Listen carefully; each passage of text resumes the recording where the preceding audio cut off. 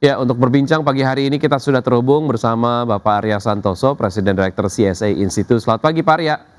Selamat pagi Mas Vicky. Baik, terima kasih sudah bergabung sama kami di Market Bus. Semoga sehat selalu Pak Arya. Ya, makasih. Baik, selamat tahun baru, semangatnya terus baru ya Pak ya. Ya, selamat tahun baru Oke, juga untuk semuanya. Menteri Keuangan Purbaya Yudi Sadewa optimis IHSG tembus level 10.000 ya di tahun 2026. Target realistis dari Anda di berapa Pak Arya? Ya, sementara kita masih targetkan di kisaran 9.300, 9.400 ya, di kisaran itu dulu, belum Hmm. rilis ke sampai 10.000 ya, walaupun peluang ke 10.000 masih mungkin terbuka, tapi kita sementara ini melihat bahwa yang angka yang lebih realistis itu di kisaran 9.400. Apa yang membuat ini kemudian menjadi sebuah angka yang realistis, Pak Arya? Apa indikator-indikatornya yang kayaknya 10.000 tuh rasanya terlalu optimis gitu? Kita melihat bahwa sementara ini yang bobotnya besar terhadap indeks itu secara fundamental kelihatannya perlu ada koreksi ya. Kemudian nanti akan terjadi rebalancing, rotasi ke sektor yang mana secara fundamental masih lebih kuat pertumbuhannya, tetapi masih di bawah harganya. Jadi Hmm. kelihatannya akan ada penyesuaian di pertengahan tahun. Oke, kalau kita lihat penguatan dari IHSG sendiri yang mostly dipimpin oleh saham-saham konglomerasi begitu, apakah ini kemudian membuat IHSG kita ada di titik kerentanan tertentu karena hanya penguatannya ditopang oleh sektor yang kemudian parsial saja, penguatannya tidak ditopang secara kumulatif oleh banyak sektor begitu. Bagaimana Anda melihat ini, Pak Arya?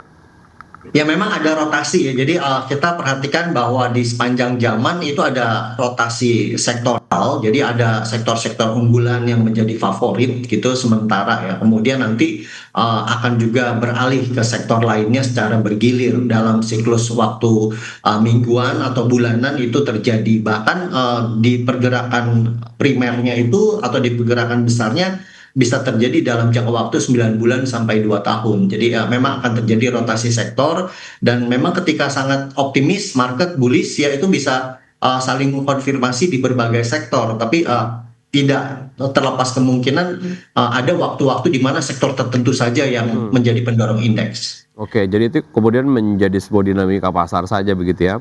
Oke, Pak Arya, kita spesifik bahas mengenai IHSG yang ditutup naik 0,13% ke level 8.944 dan LQ45 naik lebih tinggi dari apa yang kemudian kita bisa lihat di penutupan perdagangan kemarin. Pelemahan terjadi pasca IHSG menembus level psikologis dan menembus level tertinggi sepanjang masa.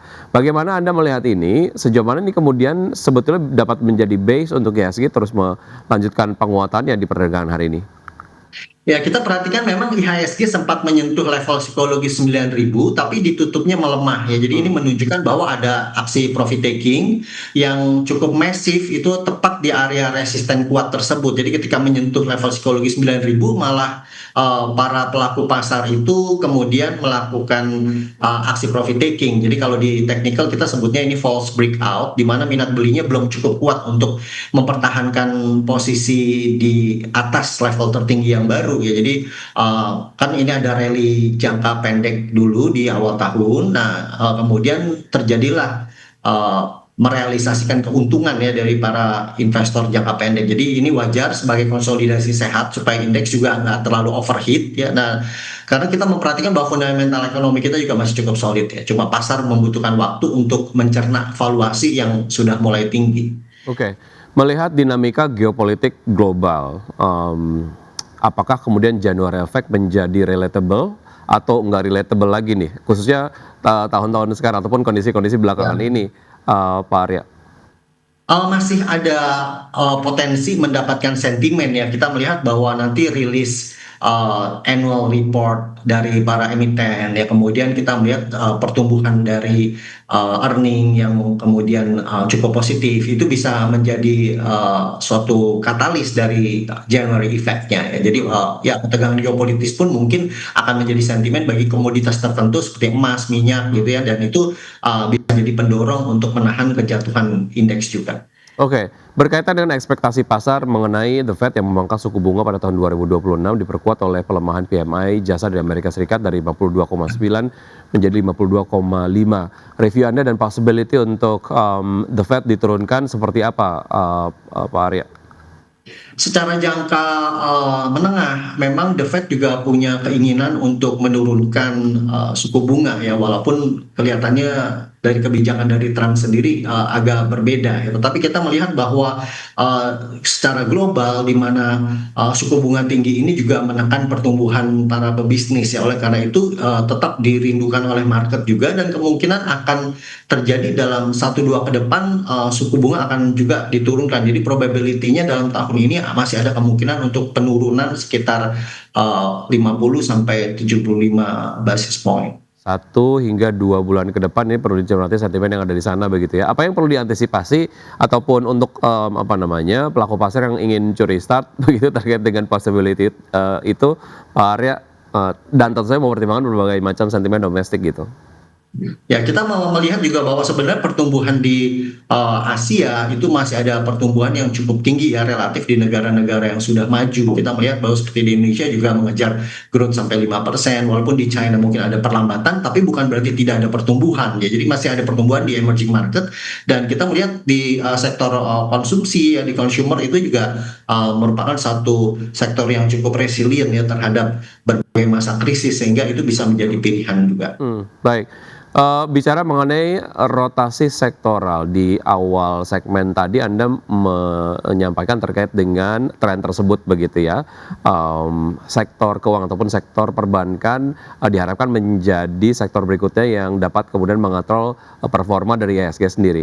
Nah, spesifik mengenai perbankan BUMN, Pak Arya, BPI dan Antara ini mengalihkan saham BUMN Karya ke BP BUMN sehingga BP BUMN kini memiliki hak suara hingga 0,91% di Wika, kemudian juga 0,64% di ADI begitu ya. Untuk BUMN Karya demikian kondisinya. Lalu bagaimana dengan saham-saham perbankan BUMN sendiri mengenai dinamika belakangan, Pak Arya?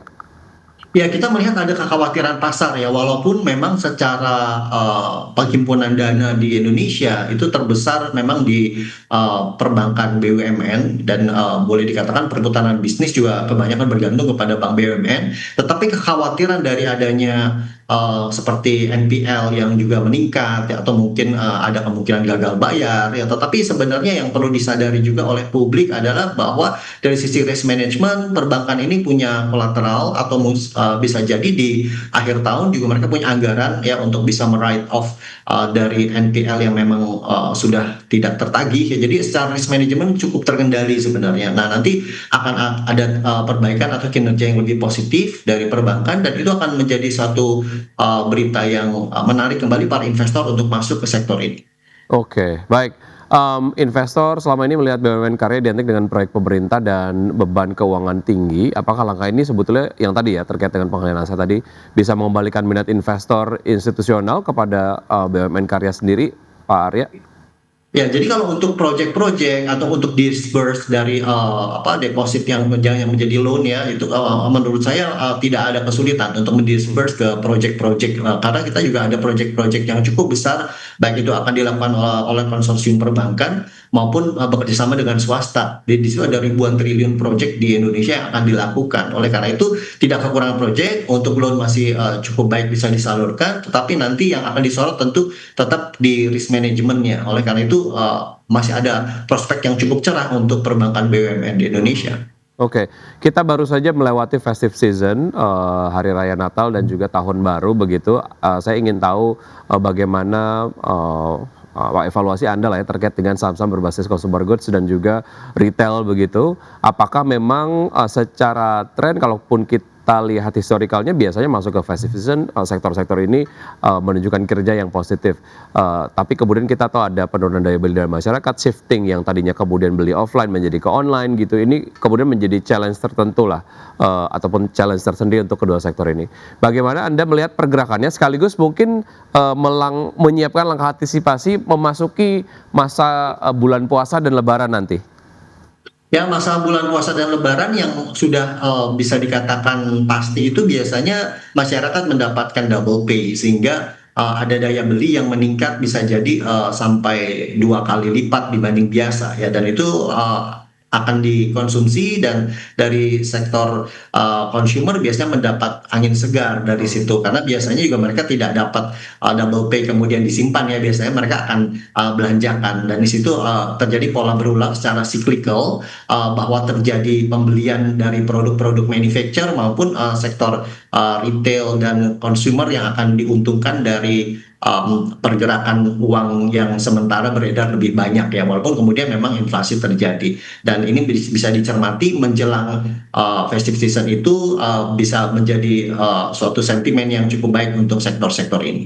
Oke, di Nataru kemarin apakah ini kemudian terjadi pergerakan positif untuk sektor retail dan consumer goods buat Anda, dan evaluasinya Ya. seperti apa, Pak? Ya, kita melihat ada pergerakan sementara ya, walaupun nggak bertahan lama, kemudian ada perlemahan kembali ya. Jadi secara temporer, secara siklus minor itu bisa dilakukan suatu antisipasi ya. Jadi pergerakan minor itu bisa sekitar dari dua minggu sampai 6 minggu, yaitu Baik. terjadi juga dalam siklus kecil. Sedikit mengenai insentif pemerintah yang disiapkan untuk sektor properti, ada insentif pajak lah ya. Sejauh mana ini kemudian dapat menjadi satu booster lah untuk sektor properti di tahun ini, Pak Arya? Ya, walaupun PPN-nya diringankan gitu ya, disubsidi ya, tapi kita melihat juga ada mungkin prioritas utama, ada shifting dari investasi di fixed asset atau aset yang boleh dikatakan aset yang tidak cair begitu ya. Kemudian di sini ada satu peralihan bahwa masyarakat lebih suka memegang uang cash ya, atau aset-aset yang lebih liquid, sehingga kemungkinan mendorong di sektor ini ya, tetapi realisasinya kita perlu lihat apakah terjadi di kuartal 1 dan 2 ini ya. Jadi kita perlu pantau di first half apakah memang ini terjadi penjualan yang melonjak atau masih menunggu ya dari perbaikan di real sektor, dari bisnis para masyarakat yang masih menunggu ya apakah stabilitas dari politik maupun juga pertumbuhan dari real sektornya. Baik, menarik, kita akan lanjutkan usaha jeda berikut ini, Pak Arya, dan pemirsa tetap bersama kami akan segera kembali.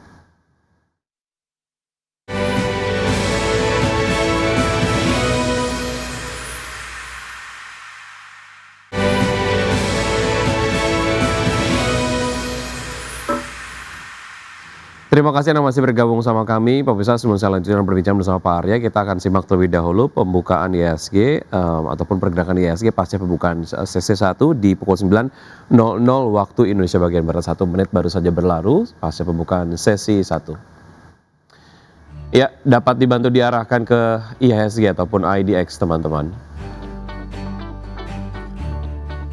Baik, oke, IHSG sejauh ini bergerak menguat 0,37% di level 8.958,036, dan juga 5 saham yang masuk dalam jajaran top gainers, diantaranya adalah ada Bumi, Bull, Kija, RLCO, dan juga BP.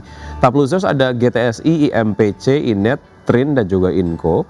Pergerakan sektoral, pemirsa, ada sektor kesehatan yang memimpin penguatan, dan penguatan sejauh ini 1,06%, disusul oleh sektor energi 0,96%, kemudian basic industries dan juga teknologi. Sementara itu sektor yang mengalami pelemahan paling dalam ada sektor infrastruktur dan juga sektor industri dengan masing-masing pelemahan 0,85% dan 0,75%. Dan berikutnya kita akan simak pembukaan dari bursa-bursa utama Asia di pagi hari ini. Pemirsa dapat Anda saksikan di layar televisi untuk bursa-bursa utama Asia.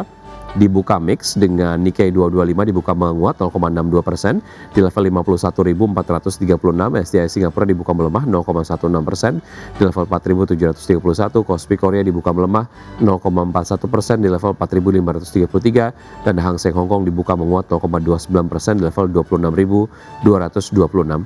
Dan berikutnya adalah kita akan simak saham-saham pilihan pagi hari ini dari Pak Arya. Pemirsa, ada BBRI dengan support di 3.600 dan resistensi 3.820, Auto dengan support di 2.600 dan resistensi 2.940, KLBF dengan support di 1.140 dan resistensi di 1.345, dan ICBP dengan support di 7.950, resistensi di 8.425.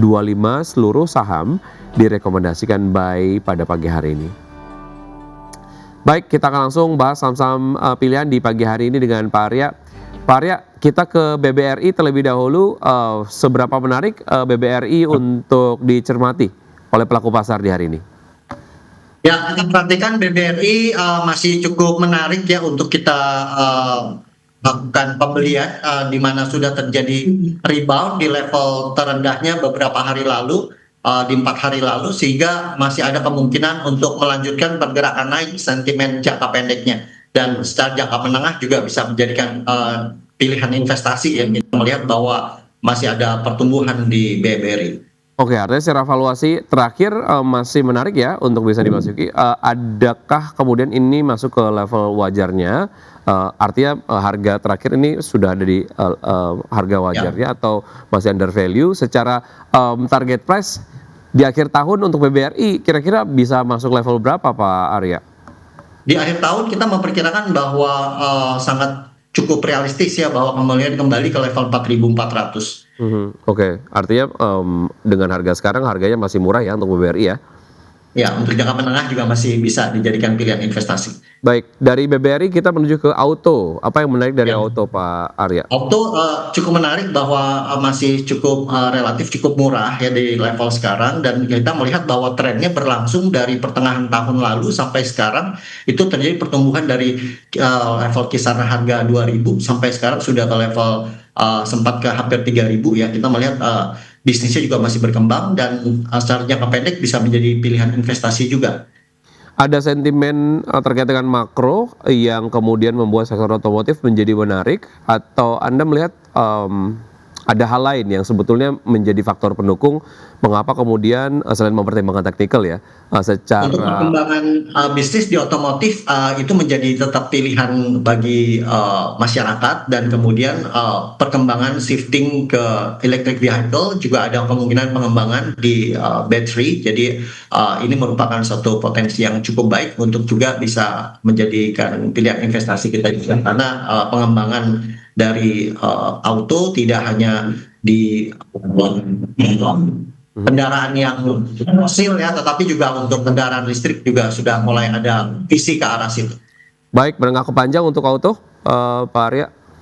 Ya, masih bisa juga dijadikan pilihan untuk menengah panjang. Oke. Bahkan kita memperkirakan ada kemungkinan kenaikan sampai ke level 3.500 kembali. Oke, baik dari auto kita ke Kalbe Farma, sebenarnya apa untuk Ya. KLBF? Di KLBF juga ada potensi untuk pengembangan produk baru ya. Jadi dari pola yang sudah terjadi juga sejak Oktober tahun 2025 sampai ke sekarang, itu terjadi suatu pergerakan harga dengan lembah yang lebih tinggi ya. Kemungkinan akan ada lanjutan pergerakan di sampai akhir tahun kembali ke 1.600 atau bahkan lebih. Jadi di konsolidasi yang sekarang terjadi bisa buy on weakness juga, bisa akumulasi beli sebelum terjadi penguatan kembali ke level 1.340. Oke, sektor farmasi menjadi sektor yang cukup sensitif terhadap volatilitas nilai tukar rupiah terhadap dolar Amerika Ya. Serikat. Kestabilan rupiah terhadap dolar Amerika menurut Anda seperti apa? Tentunya kembali lagi kalau kita lihat sentimen dinamika dari geopolitik global yang belakangan Ya. kemudian sangat hot begitu, Pak Arya. Ya, kita perhatikan bahwa memang dari sisi nilai tukar ya ada pelemahan, dan inflasi kita juga diperkirakan di level 2,5, kemudian ternyata sampai ke lebih dari 2,9 inflasinya ya, sehingga kita juga memperkirakan bahwa kalau bahan bakunya kebanyakan dari luar itu akan sangat mempengaruhi ya. Tapi untuk KLBF itu dari produk-produk yang berbahan baku di domestiknya juga cukup besar ya, sehingga ada potensi mendapatkan suatu keunggulan kompetitif yang mungkin terjadi pertumbuhan di tahun ini. Oke, dari KLBF kita ke ICBP, Anda Ya. merekomendasikan buy. Apakah ini kemudian menjadi sebuah rekomendasi agar pelaku pasar dapat curi start masuk duluan sebelum nanti naik cukup signifikan masuk ke bulan Ramadan dan Lebaran, Pak Arya? Ya, relatif boleh dikatakan bahwa karena produksi dari hulu ke hilir ini dari grup sendiri ya, kemudian selain ini produk konsumsi yang juga boleh dikatakan favorit ya, juga ada ekspor juga ke luar negeri, sehingga ada potensi untuk terjadi penguatan kembali ya. Walau kita melihat bottomingnya itu terjadi di Desember 2025, dan sekarang berada di level support yang sama, sehingga ada potensi untuk menguat secara jangka pendek kembali ke 8.400, atau bahkan terjadi penguatan lanjutan sampai level 9.000. Jadi bagi mereka yang mengakumulasi baik jangka pendek maupun menengah bisa melakukan akumulasi beli di saham ini. Baik, kalau kita bandingkan dengan INDF, apa yang kemudian membuat ICBP lebih menarik, Pak? Ya, kalau INDF itu ada, kalau ICBP itu memang lebih fokus ke produk-produk baik itu dari mie instannya maupun produk-produk beverages-nya ya. Kemudian itu boleh dikatakan sudah terjadi spin off ya dari INDF. Jadi kita langsung fokus ke produknya Hmm, gitu. Kan oke. INDF. Baik baik, itu tadi beberapa saham-saham yang direkomendasikan pagi hari ini dari Pak Arya, ada BBRI, Auto, kemudian juga KLBF dan juga ICBP, semuanya direkomendasikan buy. Oke, kalau kita lihat tadi pergerakan ISG di pembukaan sesi 1 menit, berjalan begitu pada saat saya bacakan datanya, masih melanjutkan penguatan. Bagaimana analisis Anda mengenai pergerakan ISG di hari ini secara, target akan di level berapa Pak Arya? IHSG masih cukup optimis ya, kita melihat bahwa targetnya hari ini masih mengejar ke 8970 ya. Kita perhatikan tadi udah sempat 8981 juga ya. Kemungkinan akan terjadi penguatan yang cukup bertahan di hari ini, dan akan terjadi konsolidasi di level 8900, 8800 ini menjadi suatu area support ya. Kemudian akan menjadi suatu base untuk kembali menembus ke level 9000, di atas 9000. Ya, baik itu tadi beberapa analisis yang disampaikan oleh Pak Arya, semoga dapat menjadi sumber informasi dan referensi untuk pelaku pasar dapat menerapkan strategi investasinya hari ini, namun keputusan investasi kembali ke tangan investor. Pak Arya, terima kasih sudah bergabung bersama kami, sukses selalu, Ya, sehat selalu untuk makasih. Anda Pak Arya.